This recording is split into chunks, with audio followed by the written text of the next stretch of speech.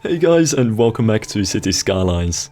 Today will be all about the details in and around the new city, and that'll be really about the tree lines and windbreakers, but also the smaller details, the playgrounds and the center of the town, and I really want to make it feel much more alive than just the way it's laid out at the moment. And to be perfectly honest, this is probably my favorite episode so far, and really one of my favorites of the entire series.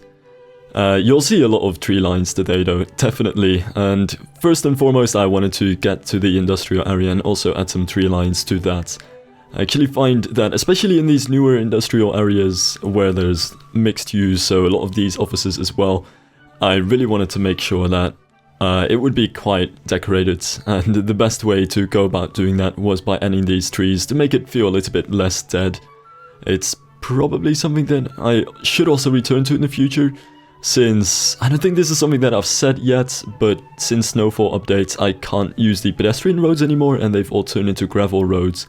So all of the places where I used pedestrian roads to get things done, I will sort of revamp in the future with new textures, but more or less things will be finished in this episode.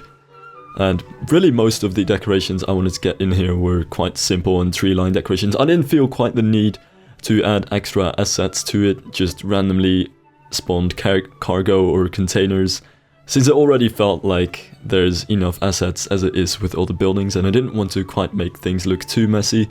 That's something I'll definitely get to when I get to the harbor, but I really wanted to get a more clean outer industrial / retail zone look to this area, which means a lot of tree lines amongst other things as well.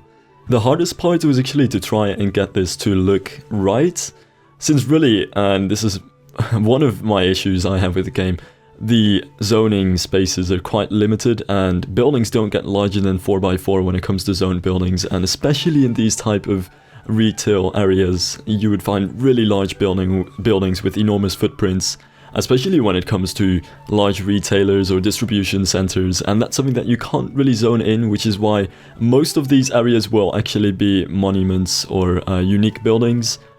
Which is partly a problem because they don't actually function as industrial areas. I just wanted to make them look like they are convincingly industrial areas, but they actually aren't. So while that means I won't have to mess with the annoying traffic issues, I still will get a pretty bad industrial demand, and also some of these buildings don't have the actual functions that they look like they should have. Like one of the buildings in this industrial area is a large crematorium, which makes no sense. So the idea is that, no, it's more of a type of industrial building, but really had to be creative in a way with getting these other larger footprint buildings to look like an industrial area. Another building is actually a recycling center, and there's probably a couple of retail stores in there as well. But yeah, that's something which I just wanted to do, to get buildings with a large footprints in there to make it sort of look like an industrial area, since buildings in such spaces have really large footprints.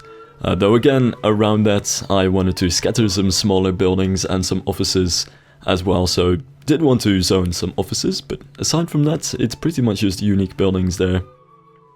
And I did this thing with the crop fields again, and something which I should mention about it is that realistically, I should have some soil underneath these things. So may want to get back to that in the future and actually pick up some soil assets which like come with soil and crops at the same time, which I know are out there somewhere. I don't know why I quite did it over here, but then again I also kind of like the freedom of placing the crops yourself, but the crops fields are still something I should return to in the future. Same goes actually for these greenhouses. I tried to get some greenhouses in there since, and this is something which I really didn't have yet in the city. You see many greenhouses in the Netherlands, and there are actually some areas in the Netherlands where most of the agriculture is in greenhouses, so you really have these enormous vast fields of just glass greenhouses everywhere. And you know, I wanted to get a few greenhouses in there, but the issue with this really is that these don't come as unique buildings, so they are farms, and while you can just eyedrop them to certain places, in the end it didn't work, since all of the greenhouses also needed goods and workers, and there was no way I could sustain this huge amount of farms and the need for transport and workers to actually work. So yeah, that experiment with the greenhouses just failed in the end, and I can't really keep the greenhouses. But hopefully at some point in future I can and find a way to make them unique buildings. I try to, but then the asset editor for me just completely doesn't work. I think it's incompatible with one of the mods which I have, and I thought it was some roads, but apparently it turned out to be not some roads, and now I've no clue how to actually get the asset editor to work. But yeah, it's something I might want to return to, but not in the near future. Try to get the greenhouses in, but at the moment it just doesn't work. Now the rest of this area is really just filled in the typical way which I also described in the last episode, where I try to get some curvy roads and small dead rivers in, and then try to grid some long strokes between that of farm fields. Also wanted to have a couple of football fields in this little area, and generally it's like one football field per couple thousand people in the Netherlands if you look at town sizes compared to how many fields they have, and really felt that compared to the town size of this town, I might want to get away 3 football fields. It's not that much, but it should be alright. And also wanted to get a small horse thing. Oh, damn it, I don't know the English word for it. But basically these places where horses are, I guess, where people have their horses and ride them. I should look that up. And a tennis court as well. Just a small sports complex, but nothing big really, since it's such a small town. And figured if people are gonna go and do some very unorthodox sports, like be part of an athletics club, there is still the other town which is quite close by. But yeah, there you saw the issue with the greenhouses. There was no way I could keep them up, so actually for some time I still tried to place and replace them, but there was no way that would work, since they disappear way too quickly. And the only way I think in which I could fix the transport issue is by making a highway connection really close to the greenhouses here. But aside from the fact that that would make no sense to have 2 highway connections or exits that close to each other in a rural neighborhood, it also just wouldn't work, since I really want to keep all of the traffic to the town on that national highway road, since it just has a much larger capacity than this little road on top of the dike here.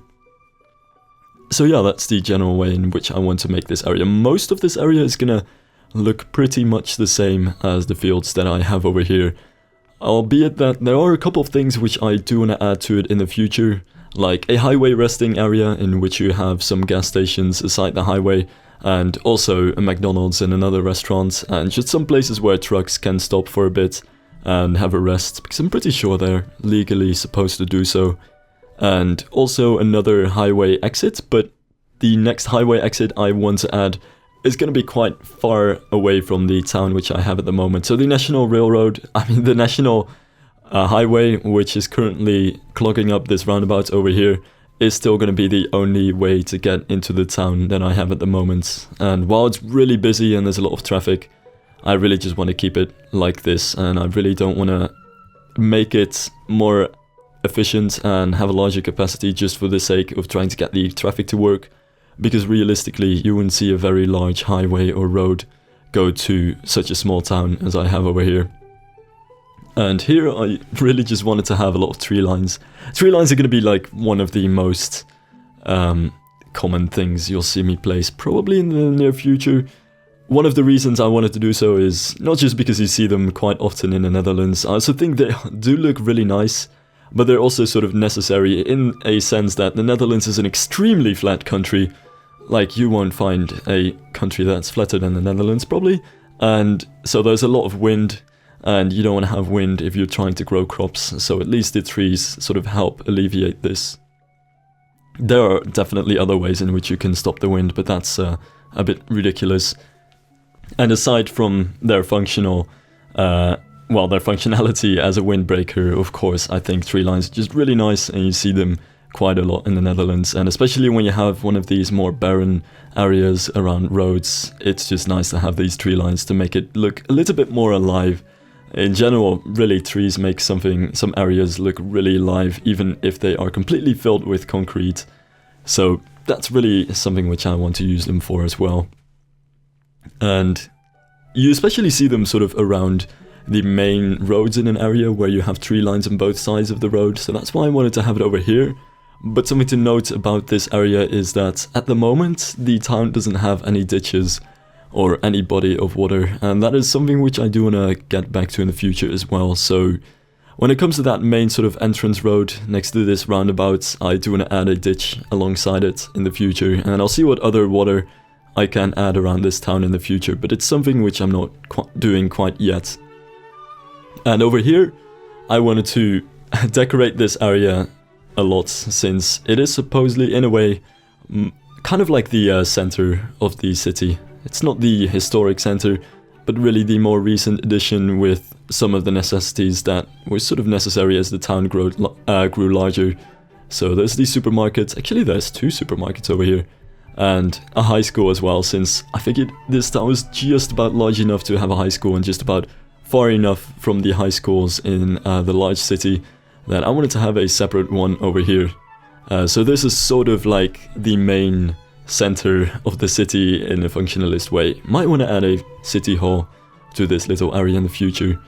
And so, but yeah, this area is also very much a little shared space area, which is why I also wanted to put the bricks over the road over here and have a pedestrian road underneath it, just to make sure that not too much traffic would use that area, but you can still use it to get to the other side of the town, but it's also pedestrian friendly at the same time.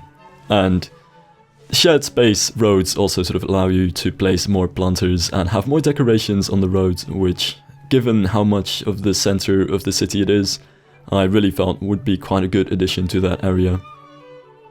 And I also wanted to actually use the bricks over here as I added these playgrounds and decorate this a bit, though I will have to say this is unrealistically overly decorated by far, definitely, since I added 2 playgrounds over here, which is quite ridiculous even for the Dutch standards. So I might want to switch it up a little bit, like get like the seesaw on one side of that little dual playground and like some swings on the other side, and at least make sure that they have different playground things, because right now they're just twice the same playground in very close proximity to each other, which is kind of weird. And then I had to place the hedges, of course. Really wanted to do this, since without it, it just doesn't look as realistic, especially when you look at it from the air. The only thing that I'm really missing in these gardens, and this is quite a crucial thing which I'm missing, but I don't think I'll get back to because it's quite time consuming, but I might in the future, is that at the back of like the gardens, houses usually have a small shed where you can park your bikes and have some other stuff that you might need but don't want to put in your house. Like I know some people actually put their fryer in there, or like other machinery, and you very commonly see them in nearly all Dutch houses at the end of the backyard. There's always this small shed, and that's something which I don't have at all so far, and it's something which I might want to add in the future. So yeah, it is something which I realize I sort of don't have so far, but I'm not really sure if I want to do it, since it might just look awkward, and by the time I want to get back to it, I'm gonna have to place hundreds of sheds in succession, and I'm not quite sure how much I would look forward to doing that. Not to mention that these hedges are mostly placed to sort of carve out the different backyards, but they're not entirely meant to make 100% realistic backyards, since that's just a level of detail which, though it would be nice to go into, would just be too time consuming, and I'd rather actually move on and also be able to look at the larger aspect. So I'm trying to make a very large Dutch region in this case, but also want to go into detail, and it's hard to do those two things at the same time, so sort of want to compensate for, you know, having to place too many details like sheds, and at least keep some focus on the general area. And yeah, really the backyards, from an aerial perspective, still look convincingly shaped, I believe, and it's mostly there so that you can sort of see the shape develop as you would realistically see it. This is, by the way, also I think a really good example of how much more alive trees make an area feel, and it's really important, especially when you just compare how this area looks without trees and compare it with how it looks with trees. It makes a huge difference, and you can probably make a pretty poorly designed neighborhood look quite alright as long as you add enough foliage to it. Just something to think about. I've probably talked about this before, but you know, this is also why artists, when they make a render of a pretty bad building, like to put many trees in front of them, because then you don't see how bad the building is anymore. Like, architects always like to put all sorts of trees on the balconies and rooftops of buildings, but it really isn't going to happen in real life. And here we see a ridiculously overly themed and decorated playground. I think I kind of went overboard with that as well. Might want to keep it a bit more simple. And this is really, I feel, one of the more convincingly Dutch cauliflower neighborhoods. Which, about the subject, and this is entirely the reason why I want to get back to the cauliflower neighborhood, perhaps in the future, that I still have it in the old town, because I said at some point that I wanted to maybe remove that cauliflower neighborhood, which I built in, I think it was episode 4, and actually got met with a lot of, no, you shouldn't do that. But I still feel like I might at some point in the future if I ever find the time to, because at the moment I just don't feel it has quite the level of detail which I'm putting in these neighborhoods. I think this is so far my favorite part of the entire map, and definitely getting better all the time when it comes to making these neighborhoods, though there are still a lot of things that I'm missing. But the point is that at the time that I was making the old cauliflower type neighborhood in the large city, I didn't quite put as much detail and experience into it as I did for these houses. So now I feel like, even though it's not entirely that bad, there's a huge level of difference in the quality of the neighborhood. So that's the main reason why I might want to redo it in the future. Not because I don't want to have a cauliflower neighborhood anymore, I'll definitely keep that idea, but because I just feel like there's too much of a, like a difference between them, which could almost break you out of your immersion. And speaking of buildings which don't entirely have the purpose which they supposedly have, this is a crematorium over here, but I really figured it wouldn't be nice to have it as a crematorium. So this might actually be the city hall. I could call it that, I guess. It sort of looks like a city hall-ish building. I really feel like it's too fancy to actually be a crematorium, and obviously I was planning to have a small graveyard over here in the middle of the town, but really felt like it would be better to decorate it a little bit, add some benches and also a small football park, since otherwise there wouldn't quite be enough leisure time in the city. And if I ever want to get to it, I may well add a graveyard more outside of the city, but at the moment it doesn't actually have such a thing, so that's also something to think about. Anyway, that is almost about it for this episode, but I still have a small flying camera thing at the end of it, and that should show off what the town looks like in a little bit more followable, if that is even a word, way than the time-lapse shots.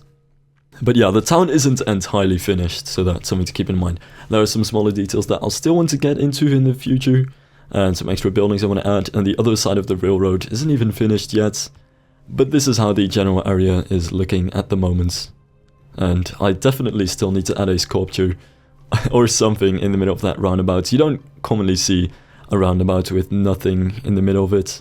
Realistically, I'd love to be able to put some signposts in the middle of it pointing to what directions lead to where, as you would commonly see, but that's something I can't really do. And the roundabout at the bottom right over there is sort of just a filler. May well get back to that. It currently spells Muse, because I was like, couldn't really come up with anything to place in there, so I just placed whatever I was listening to at the moment. And yeah, this is basically how the area looks. And is a more close shot. I actually did add a couple more bicycles and smaller details around here, since it just isn't a Dutch city without random bicycles thrown about just about everywhere and parked against every wall that is available. And this is really a type of 60s, 70s houses neighborhood. Nothing too interesting, but I think it was quite a lot of fun to make it. And the city center, like, this is the old center, so it has the church and a more random layout, but it's not the old city center in the sense that it's where you go to shop and where most of the city life is happening. It's just sort of the old part. So while it's the most picturesque, probably it isn't the most alive, and like the newer part, which is this over here, is more or less supposed to be more of the modern center of the town. But yeah, that's about it for this episode. So thank you guys for watching. Oh, quite a lot of cars actually still using that shared space place. I also probably overused the flowers on the roundabout. Yeah, but whatever. Anyway, goodbye.